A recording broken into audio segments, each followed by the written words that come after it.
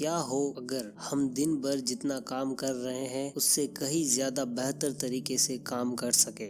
जैसे कि हम सब जानते हैं कि हम सबको एक ही जितना टाइम हर रोज मिलता है, लेकिन कोई इस दौरान बेहतर काम करता है तो केवल कोई सोचता ही रह जाता है। अगर आप भी अपने डेली रूटीन को पहले से बेटर और बढ़िया परफॉर्म करना चाहते हैं तो आपके लिए ये जरूरी है कि आप अपने sync biological clock to the schedule को पूरी तरह समझें। यह एक ऐसा माइंड पावर वर्कशॉप है जिसके जरिए आप खुद को बेहतर ट्रेन कर पाते हैं और जितना बेहतर आज कर रहे हैं उससे कहीं बेहतर कर पाओगे। आपको ज्यादा कुछ नहीं करना, सिर्फ pre period of activity and energy को रीस्केड्यूल करना होगा। यानी दिन भर आप जो काम कर रहे हो उसे सही समय पर करना है। अगर आप ऐसा करते हो तो ना सिर्फ आपके काम करने का तरीका स्मार्ट होगा बल्कि प्रोडक्टिविटी में भी इम्प्रूवमेंट होगा।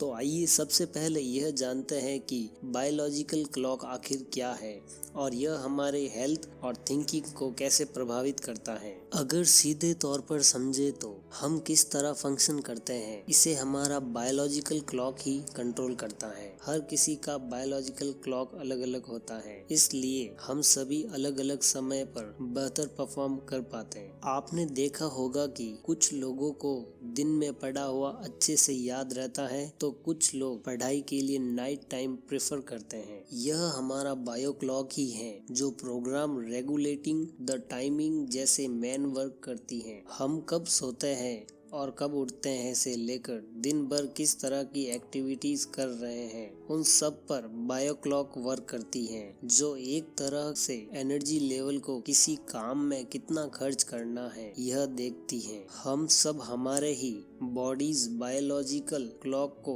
दूसरों से कहीं बेहतर समझ सकते हैं। जब भी आप अपने स्केड्यूल से हटकर काम करते हैं इसका असर हमें देखने को जरूर मिलता है। यही वजह है कि कुछ लोगों को सफर के दौरान सोने में प्रॉब्लम होती है तो कुछ को दिन में स्टडी करने में। आप खुद इस बात को नोटिस कर सकते हैं कि दिन के किसी समय में आप खुद को ज्यादा उत्साहित महसूस करते हैं और उसी दिन के अगले समय में सबसे थका हुआ महसूस करते हैं। रिसर्च की माने तो हमारा बायोलॉजिकल क्लॉक सिर्फ हमारे सोने और उठने को ही मैनेज नहीं करता बल्कि इससे भी बढ़कर दिन भर की हर एक्टिविटी पर असर करता है। खास तरह की स्थिति जैसे mental alertness, hunger, stress, mood, health function, यहाँ तक कि इम्यूनिटी में भी हमारा बॉडी डेली रिदम को प्रभावित करता है। आइए जानते हैं बायोलॉजिकल क्लॉक कैसे हमारी हेल्थ को प्रभावित करता है।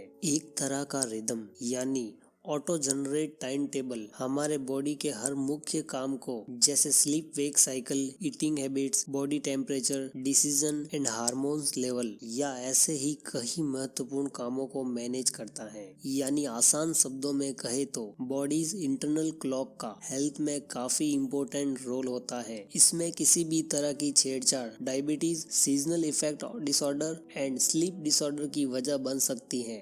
अगर हम यह समझ ले कि ये कैसे काम करता है तो फिर पोटेंशियल प्रॉब्लम को समझकर उसका ट्रीटमेंट करना काफी आसान हो जाता है। Right, the best time of activities.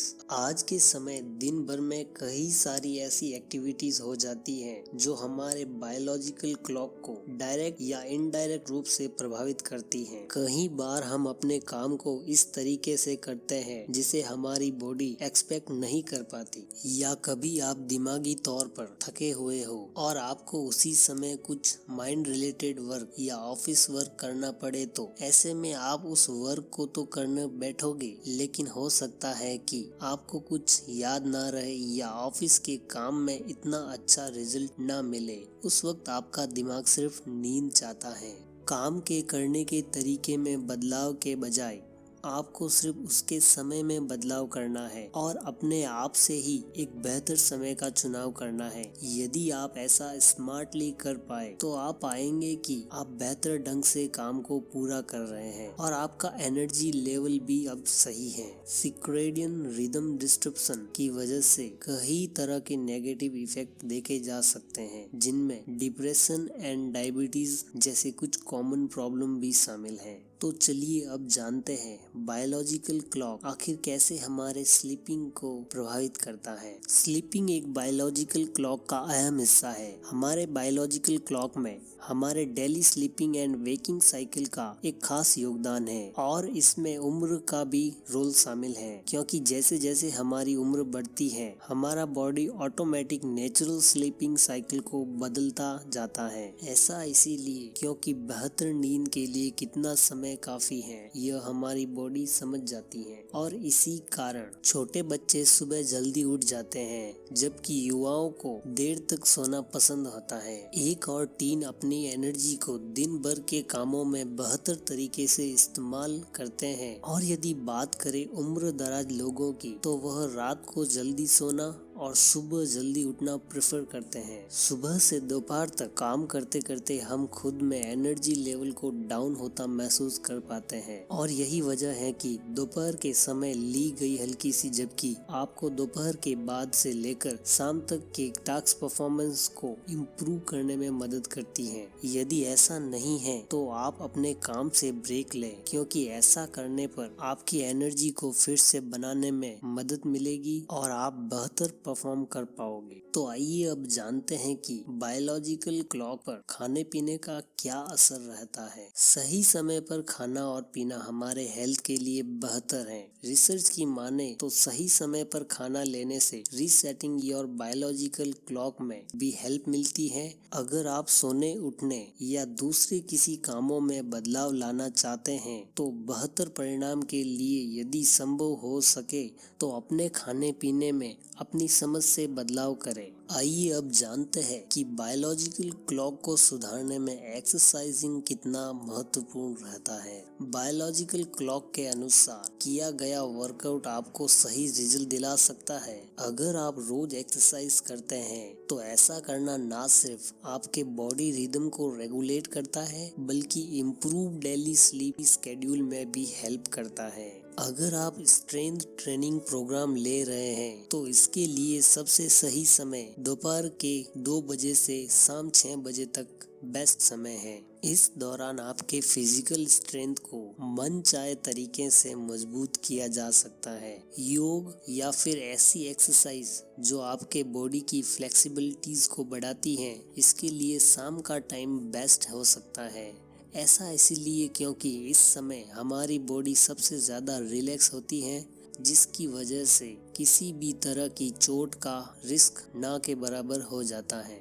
तो चलिए अब ये जानते हैं कि कैसे बायोलॉजिकल क्लॉक का हमारे थिंकिंग पर असर होता है। हमारे लिए ज़रूरी है कि अपनी थिंकिंग को और बेहतर बनाने के लिए अपने बायो क्लॉक को समझकर खुद से ही सुधार करें। इसके लिए हम कुछ चीज़ों का ध्यान रख सकते हैं। कॉग्निटिव एबिलिटीज़ जैसे जैसे दिन गुजरता है वैसे वैसे कम होती जाती है, इसलिए आपको लंच से पहले कुछ मेंटल वर्कआउट कर लेना चाहिए। और जब भी आपको भूख लगती है तो सबसे ज़्यादा alertness and attention level he affect होता है। दोपहर का लंच लिए बगैर ली गई मीटिंग आपको कंसंट्रेट करने में प्रॉब्लम क्रिएट करती है और उस मीटिंग में आप अपना 100% नहीं दे पाते। हम सबका बायोलॉजिकल क्लॉक ना तो एक जैसा है और ना ही अभी बताए गए तरीके सभी पर लागू होते हैं।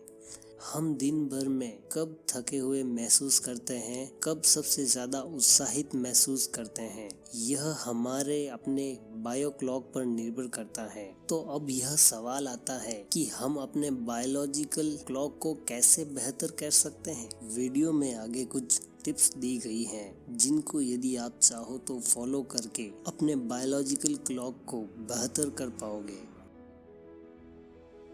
सोने के समय को स्केड्यूल करें। अगर आप खुद में वाकई ही बदलाव लाना चाहते हैं तो सबसे पहले आप अपने सोने और उठने के टाइम को फिक्स करें। रात को एक फिक्स समय पर सोना और सुबह टाइम पर उठना बायो क्लॉक को बेहतर करने में आपकी काफ़ी मदद करेगा।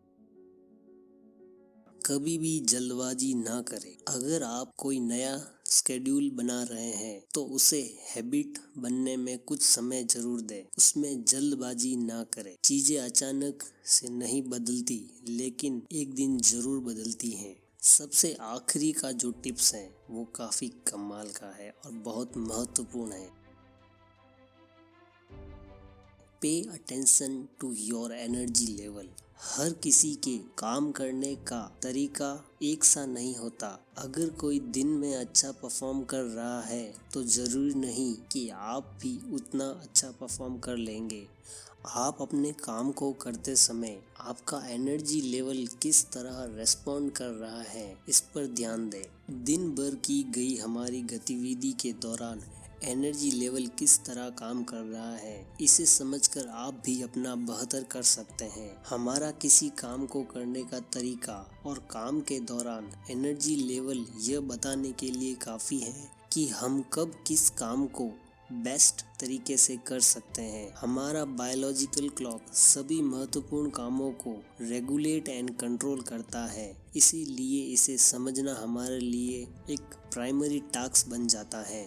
दोस्तों, हमारा यह वीडियो आपको कैसा लगा प्लीज़ कमेंट करके ज़रूर बताएं, और यदि वीडियो पसंद आया है तो लाइक करें और चैनल को सब्सक्राइब करना ना भूलें, क्योंकि ऐसी ही इंफॉर्मेटिव वीडियोस इस चैनल पर अब लगातार आती ही रहेगी। तो प्लीज़ चैनल को सब्सक्राइब कर लें और नोटिफिकेशन आइकन को ऑन करना भी ना भूलें। थैंक